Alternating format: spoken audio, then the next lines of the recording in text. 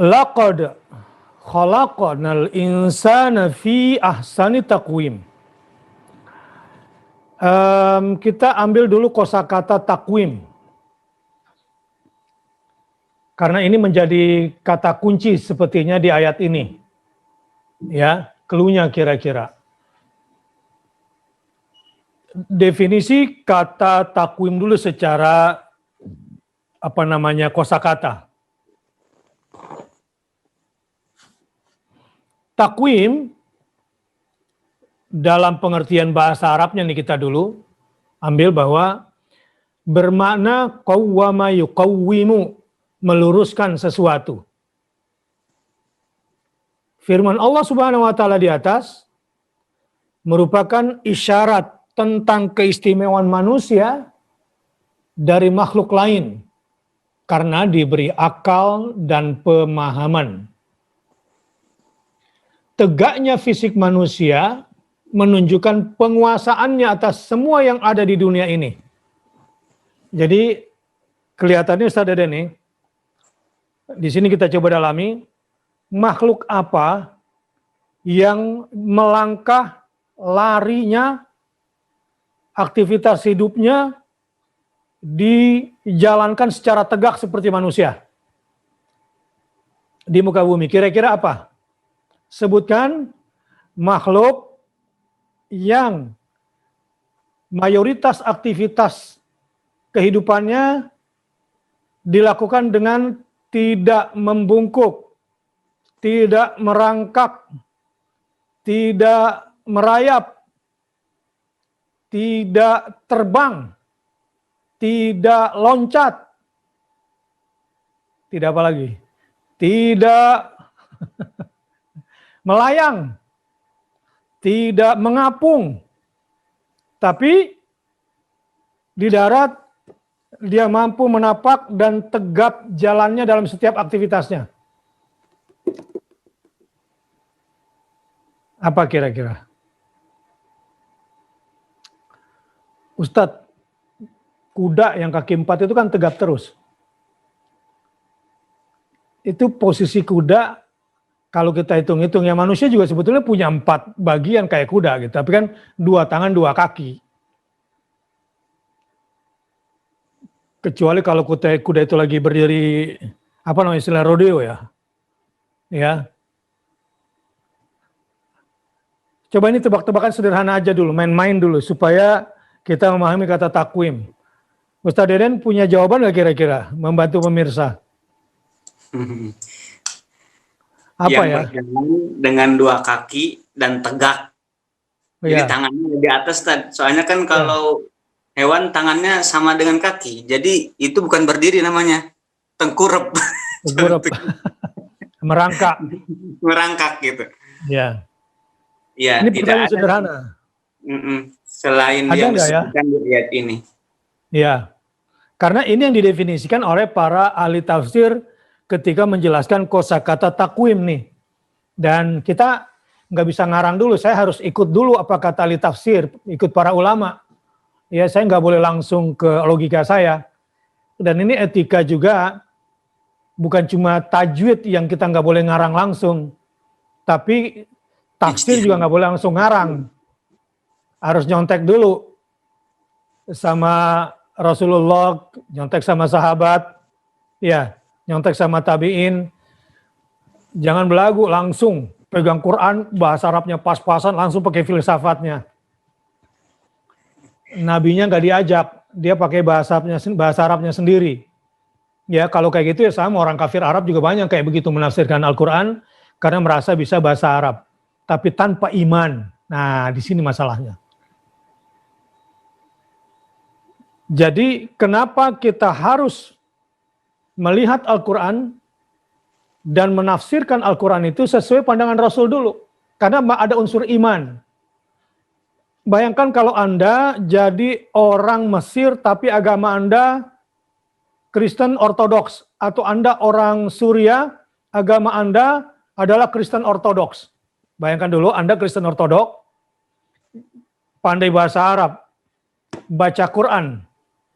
Nah, kira-kira Anda yang jago bahasa Arab dan latar belakang Anda misalnya Kristen Ortodok atau Anda sekuler, kira-kira baca Quran bisa kacau nggak? Kalau tidak beriman kepada Rasulullah SAW. Kalau tidak mau kembali kepada pendapat para sahabat-sahabat Nabi. Kalau tidak mau membaca tafsir-tafsir para tabi'in. Jangan langsung, ini ada di antara kita nih Ustaz Deni, bahasa Arabnya pas-pasan, katakanlah ilmunya geologi atau astronomi, langsung menafsirkannya secara geologi atau secara astronomi tanpa didasari oleh pendapat Rasul dulu, dengan bahasa Arabnya saja. Kalau Anda seperti ini, malah nggak hebat. Banyak orang kafir yang lebih hebat dari Anda kalau begitu menafsirkannya. Karena minus iman. Billahi wa malaikati wa kutubihi wa rusulihi. Nah inilah etika belajar di dalam Islam. Sekarang masuk ke takwim. Saya bertanya tadi, kira-kira makhluk apa ya? Kalaupun ada makhluk-makhluk tertentu yang kadang-kadang jalan dua kaki, berdiri, belajar di sirkus-sirkus itu, ya nggak bisa mengerjakan keseluruhan kehidupannya dengan cara berdiri tegak. Sebagaimana halnya manusia, berdiri tegak di atas dua kaki, mampu mengendalikan aktivitas kehidupannya dengan posisi bertegak.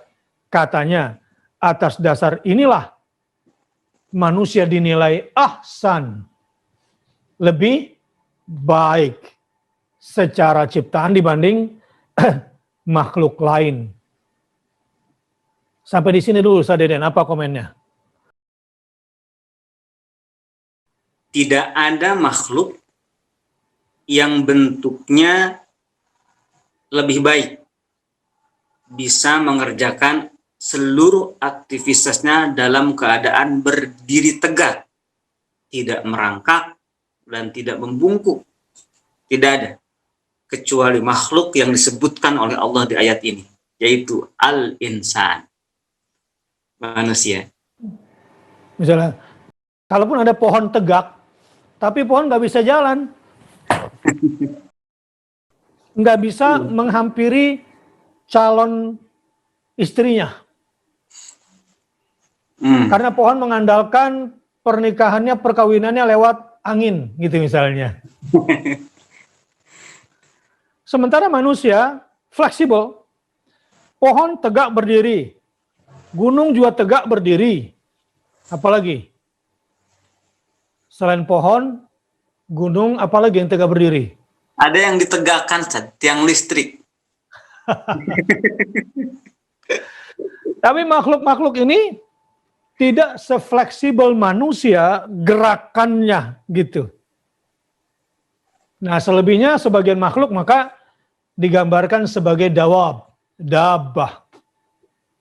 Kebanyakan makhluk gitu ya Ustaz Deden ya.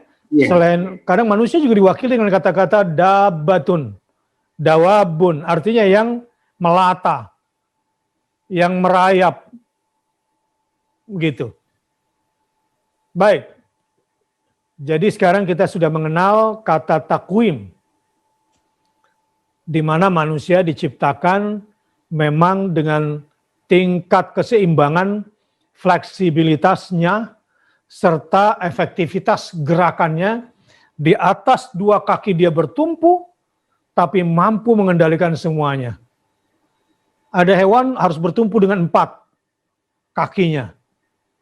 Ya, ada lagi yang harus ular 1000 kaki itu. Dia tidak bisa dengan 2 kaki. Fleksibel seperti manusia. Selain wajahnya. Ya walaupun ini menjadi relatif. Soal wajah ini. Yang namanya Bashar tadi. Berwajah gembira gitu. Ini kan versi manusia, katakanlah begitu. Hewan barangkali punya penafsiran sendiri. Tapi kalau dilihat dari takwim. Dari sisi keseimbangan, fleksibilitasnya kelihatannya manusia luar biasa. Nah sekarang ditambah lagi, tegak fisiknya manusia menunjukkan penguasaannya atas semua yang ada di dunia ini. Jadi setelah tegak fisiknya lalu dikasih akal, maka manusia diberikan hak pengaturan khalifah, kira-kira begitu. Halo, lanjutkan Ustaz Deden. Iya. Manusia dijadikan oleh Allah Subhanahu wa taala di bumi untuk mengatur. Mengatur itu berarti yang tadinya tidak teratur, yang berantakan menjadi teratur. Kira-kira begitu, diolah menjadi lebih manfaat. Mungkin kalau dari kata-kata takwin meluruskan kali Ustaz Dedennya. Meluruskan, iya. Takwim itu artinya meluruskan, menjadi tegak berdiri, nggak bengkok, nggak miring gitu, seperti itu. Dan tugasnya membawa kepada siratal mustaqim juga. Dan tugasnya membawa kepada jalan yang lurus, kepada siratal mustaqim. Dan agama yang dinan qiyamah, yang berdiri tegak juga, atau dinul qayyimah. Kitabnya pun juga kutubun qayyimah, kitab-kitab yang tegak juga berdiri, nggak jatuh, nggak bengkok. Nah itu tugasnya, bukan merusak gitu, bukan merusak. Merusak itu ya disebut dengan wala tufsidu fil ardi ba'da yuslahiha. Jadi yang sudah lurus malah dibengkokin, itu merusak. Atau membiarkan yang tidak lurus selamanya tidak lurus. Itu bukan perbuatan manusia itu, yang sesuai dengan ahsani takwimnya. Tetapi dari tadi saya malah terpikir gitu ya, bahwa manusia telah diciptakan dari awal itu sudah berdiri tegak, nggak dari kerak dulu gitu. Laqad khalaqnal insana fi ahsani taqwim. Jadi dari awal manusia diciptakan sudah begitu. Ya. Ini jadi dalil selanjutnya membantah dan membantai teori Darwin ya, keturunan kera itu.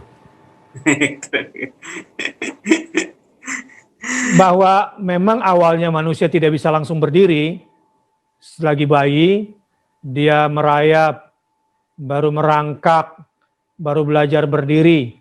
Bukan berarti itu sama kayak monyet tentunya. Karena monyet sampai tua pun tetap aja jalannya nggak berdiri kan. Iya. Tapi kan dalam teori Darwin kita dibodoh-bodohin. Bahwa pada akhirnya manusia berdirinya tegak berjalannya. Padahal struktur tulang punggung belakangnya beda jauh. Kok bisa dikatakan tiba-tiba berevolusi menjadi seperti manusia? Naudzubillah, saya nggak mau jadi keturunan monyet. Bagi saudara-saudara yang masih berkeyakinan bahwa manusia keturunan monyet, yaitu hak asasi kemonyetan, kira-kira begitu. Bukan kemanusiaan.